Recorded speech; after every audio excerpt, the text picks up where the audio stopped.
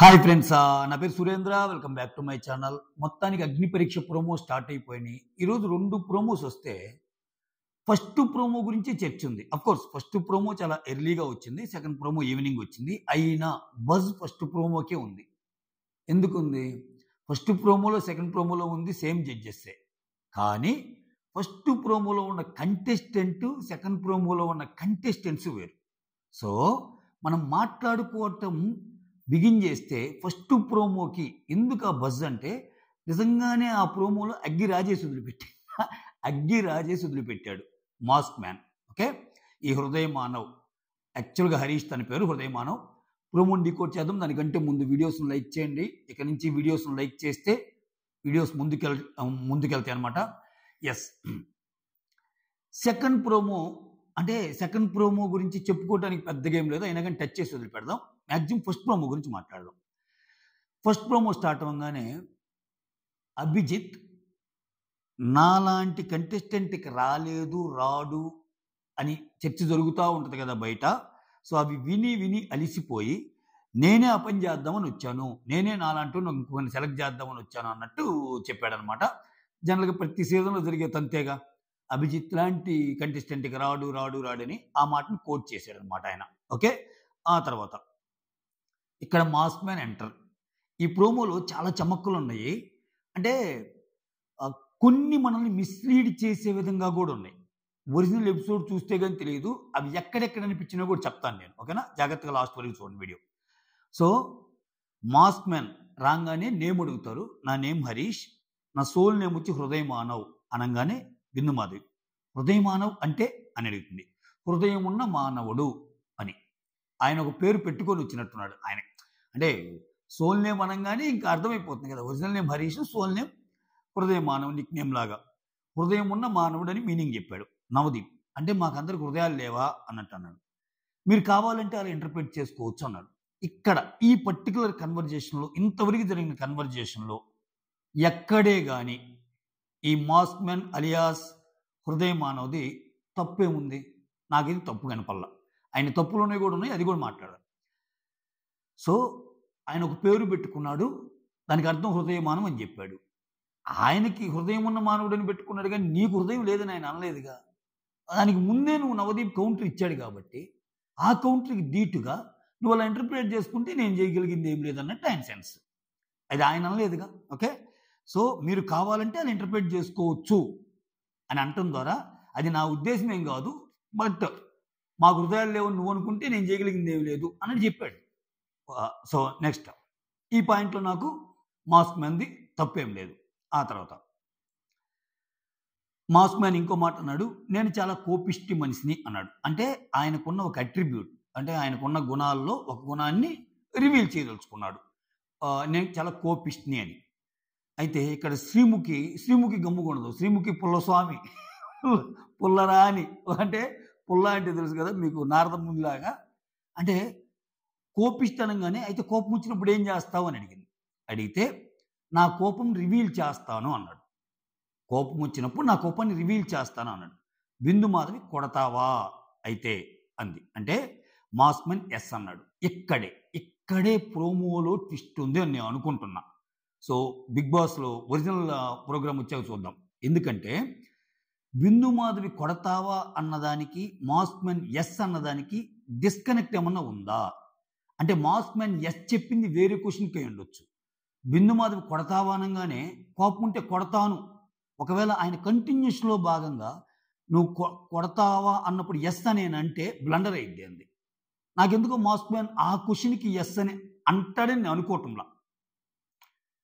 I hope you got my point. Okay, Bindu Madhav కొడతావంటే yes అన్నాడు, కాకపోతే ఆ ఎస్ అన్నది వేరే క్వశ్చన్కి ఏమో అని నేను అనుకుంటున్నా, కొడతావా అన్న దానికి కాదు. అట్లా లింక్ చేశాడు. ఈ మధ్య ప్రోమోలో లింక్ చేస్తాను. మీకు ఒక బెస్ట్ ఎగ్జాంపుల్ చెప్తాను. నిఖిల్ కావ్యాది బయటకు వచ్చాక, సీజన్ అయిపోయాక శ్రీముఖి ఇలాని ఒక క్వశ్చన్ అడిగితే నిఖిల్ గురించి కావ్య ఒక మాట అంటది. ఆయన ఎక్కడెందుకు చెప్తాడు, బిగ్ బాస్లో అయితే అందరితో చెప్తాడు అన్నట్టు అంటది. నిఖిల్ ఒక మాట నిఖిల్ గురించి వచ్చినప్పుడు టక్కన ఆ మాట చూపిస్తాడు. అందరూ ఏమనుకుంటారు నిఖిల్ గురించి అన్నట్టు అనుకుంటారు, బట్ యాక్చువల్గా ఆమన్నది అవినాష్ గురించి ఆ ప్రోగ్రాంలో. సో ఇట్లా కన్వర్జేషన్స్ని కట్ చేసి ఆ లింక్స్‌ని కట్ చేయటం వల్ల ఏందంటే అది ఒరిజినల్‌గా చూస్తే తప్పితే మనకు అర్థం కాదు.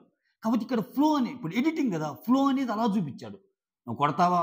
అని ఆమె అడగటం, "యెస్" అని అంటాం. కొడతావా తర్వాత ఇంకా చాలా జరిగి, "నీకేమేమి ఇష్టము? నీకు నిజంగా అది ఇష్టమా?" అంటే యెస్ అనుండొచ్చు. అది ఇక్కడ నాకు ట్విస్ట్ ఉన్నట్టు అనిపిస్తుంది. ప్రోమోలో మెయిన్ నేను చెప్పాలనుకుందది.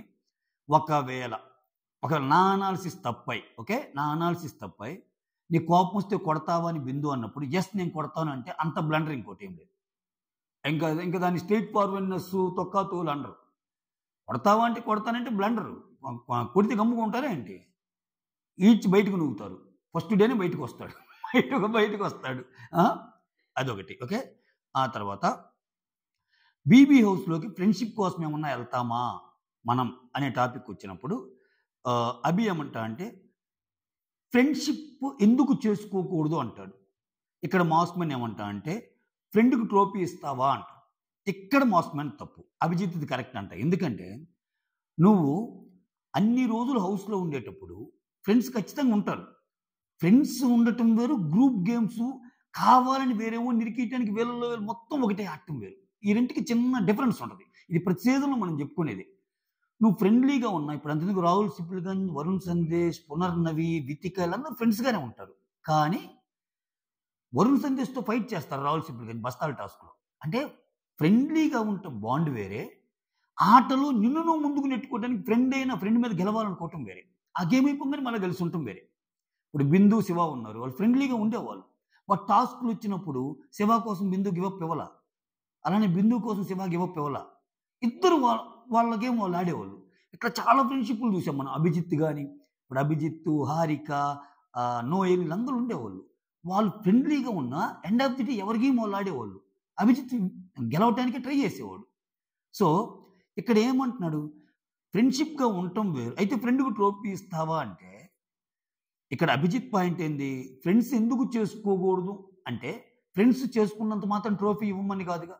ఇక్కడ ఇల్లాజికల్ అనిపించింది మాస్క్ మ్యాన్‌ది. ఓకే. ఆ తర్వాత ఆ!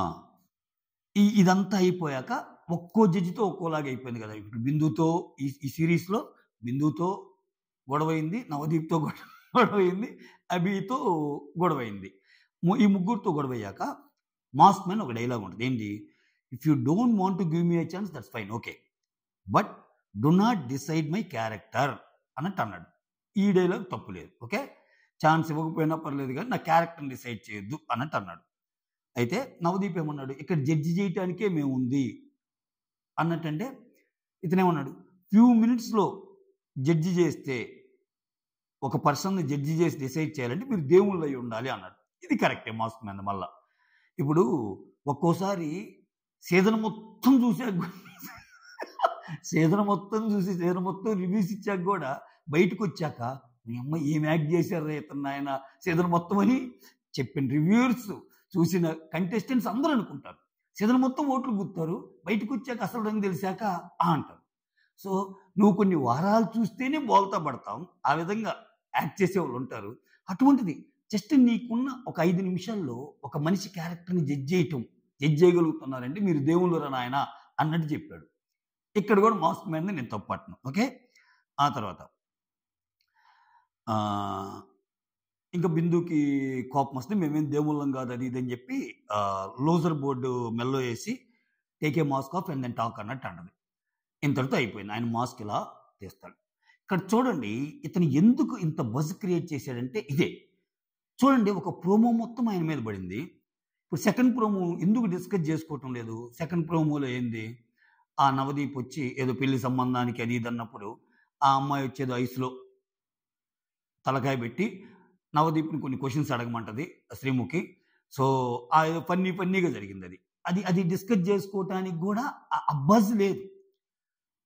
సెకండ్ ప్రోమోలో ఉన్న ఒకే ఒక్క హైలైట్ పాయింట్ ఏందంటే, అభిజిత్‌ని నేను నామినేట్ చేస్తున్నా అని చెప్పి ఒక రీజన్ చెప్దాన్న. అది ఏంటి, ఏమి అనేది చెప్పాలి. అంటే ఇది కొత్త ప్రాసెస్ అన్నమాట. జడ్జెస్‌ని కంటెస్టెంట్స్ నామినేట్ చేయటం ఏంటో ఇది. మరి ఏ ప్రాసెస్‌లో భాగంగా పెట్టాడో ఏంటో ఈ మొత్తం మళ్ళా మనం మెయిన్ ఎపిసోడ్ చూసాక మాట్లాడదాం. బట్ చూసావు ఇప్పుడు నేను 10 నిమిషాల్లో ఇప్పుడు దాకా మాట్లాడితే సెకండ్ ప్రోమో గురించి జస్ట్ 1 మినిట్ మాట్లాడా. ఫస్ట్ ప్రోమో గురించి 9 మినిట్స్ మాట్లాడా. 9 మినిట్స్ మాట్లాడటానికి స్కోప్ ఇచ్చింది ఎవరు? మాస్క్ మ్యానేగా. ఎందుకంటే జడ్జెస్ కామనే.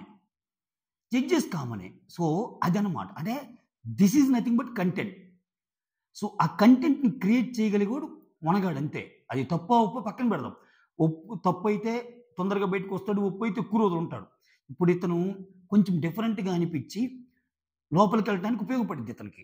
సో మరీ హార్డ్గా బిహేవ్ చేస్తా ప్రతి మూమెంట్ని ఇలానే ఎటకారంగా ఉన్నాడు అనుకో. అందుకే ఇతను చెప్పే దాంట్లో కొన్ని తప్పులు ఉన్నాయి, కొన్ని కరెక్ట్లు ఉన్నాయి, కొన్ని అర్థం కాకుండా పెట్టిన ట్విస్టులు కూడా ఉన్నాయి ప్రోమోలో. నేనైతే మాత్రం కొడతావా అంటే ఎస్ అన్నది మాత్రం ఇప్పటికీ అది అది అలా అనుండడేమో అని అనుకుంటున్నా. చూడాలి అది నిజంగా అంటే మాత్రం సోయి లేకుండా మాట్లాడినట్టే ఆయన. ఓకే, కోపం వస్తే కొట్టరుగా ఎవరు? కోపం వస్తే మాట్లాడతారు, సార్ట్అవుట్ చేసుకుంటారు.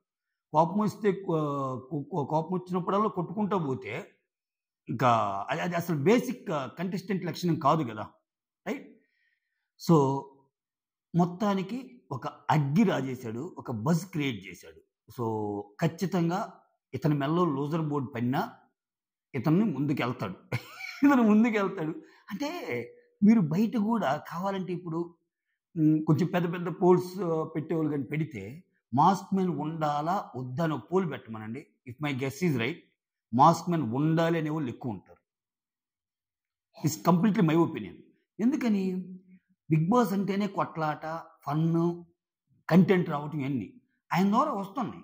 ఇప్పుడు సెకండ్ ప్రోమోలో ఏంది, ఒక పులిహార యాంగిల్ ఒకటి ఏదో పెట్టాడు, ఇంకొక నాయనేమో షర్టిప్ప తీసుకొని వచ్చాడు, షర్టిప్ప తీసుకొని చూహా అన్నాడు, దాని మీద ఏదో జోకులు వేశారు, అంతే.